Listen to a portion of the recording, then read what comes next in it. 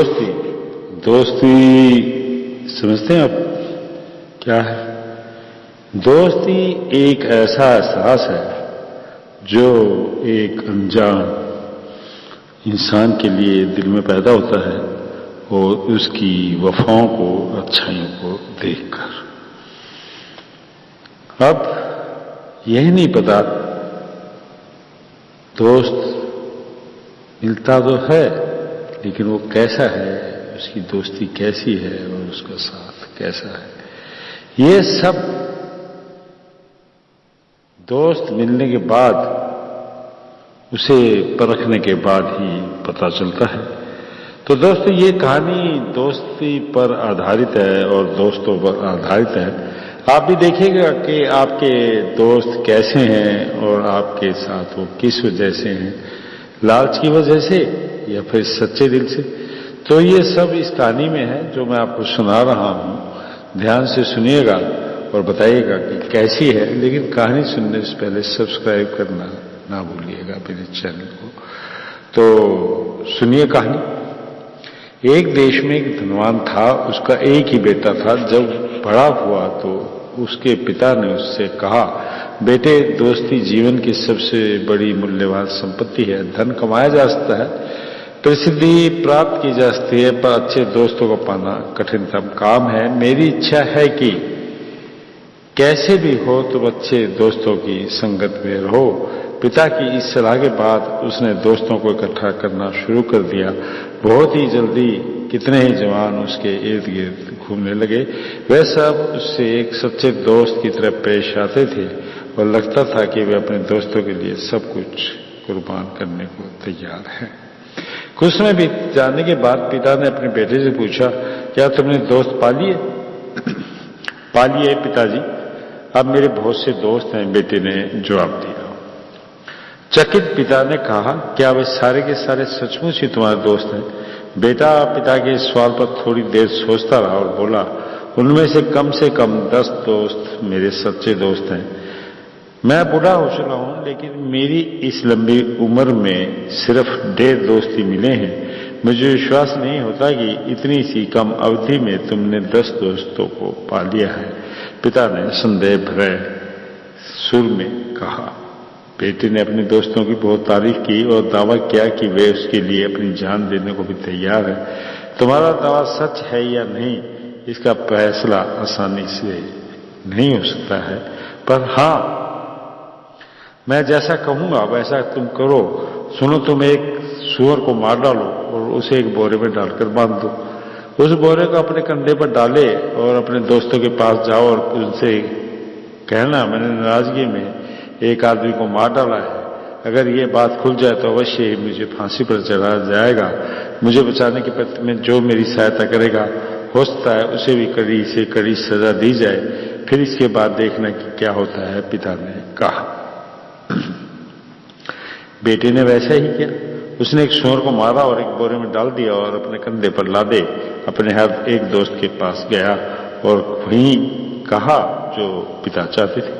किसी ने भी उसकी मदद नहीं की। उल्टे एक दोस्त ने उससे कहा, इस परिस्थिति में मैं तुम्हारी कोई मदद नहीं कर सकता। तुमसे विनती है कि तुम यहां भी ये भी मत कहना कि इस बोरे को लेकर तुम मेरे पास यहाँ आए थे। तुम्हारी रक्षा तो मैं किसी भी हालत में नहीं कर पाऊंगा, लेकिन इस राज के खुल जाने से मैं भी फंस जाऊंगा। दूसरे दोस्त ने कहा, तुम्हारे लिए मैं कुर्बानी देने को तैयार हूं, लेकिन मेरी कुर्बानी बेकार जाएगी। मेरी सहायता से कोई फायदा नहीं होगा। जब तुम्हें फांसी हो जाएगी तब तुम्हारी लाश की अंतिम क्रियाएं बड़े ही वैभव से करूंगा। इतने बड़े पैमाने पर करूंगा कि लोग दंग रह जाएंगे। एक और दोस्त ने उससे कहा। अपने दोस्तों की बातों पर वह बहुत ही निराश हुआ। बहुत ही चिंतित होते हुए अपने पिता के पास आया और वह सारी बातें सुनाई जो उसके दोस्तों ने कही थी। पूरा सुनने के बाद अपना सिर हिलाते हुए पिता ने कहा, मैं जानता था कि वे ऐसा ही करेंगे। तुम्हें याद है मैंने कहा था कि मेरे जीवन में 1.5 ही दोस्त हैं।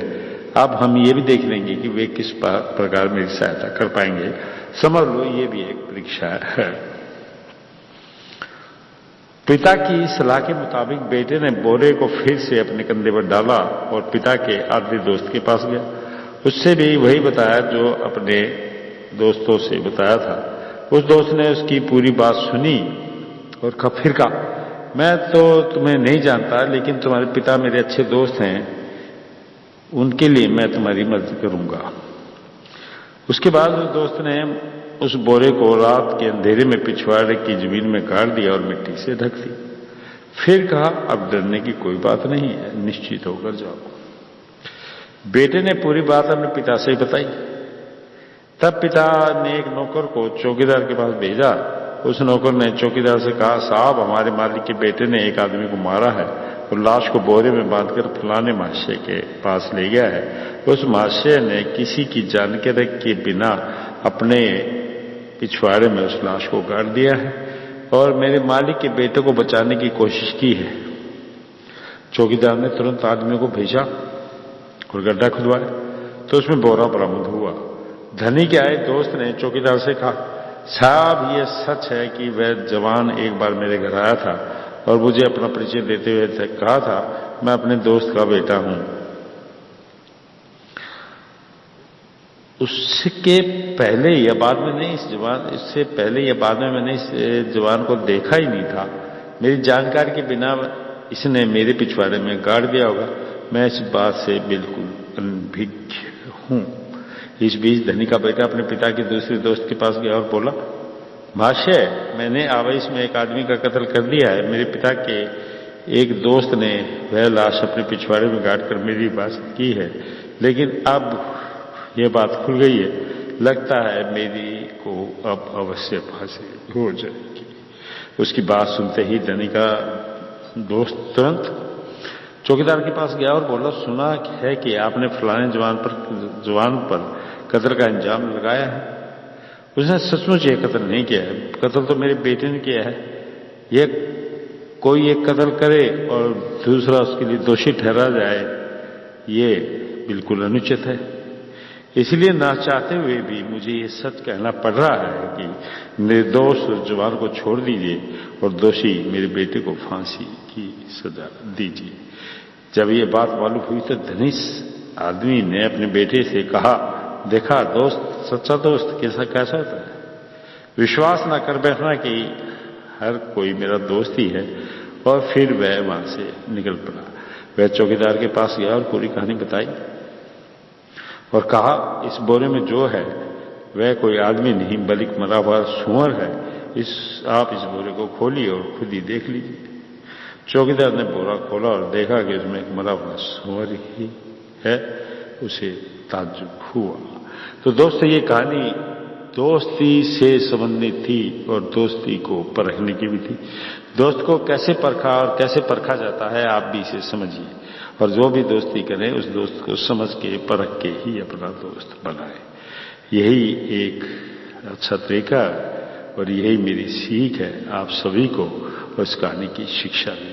तो दोस्तों, मिलता हूं मैं आपसे एक और कहानी के साथ जल्द ही। इंतजार कीजिए और करते रहिए। मिलूंगा जरूर आपसे नई कहानी लेकर।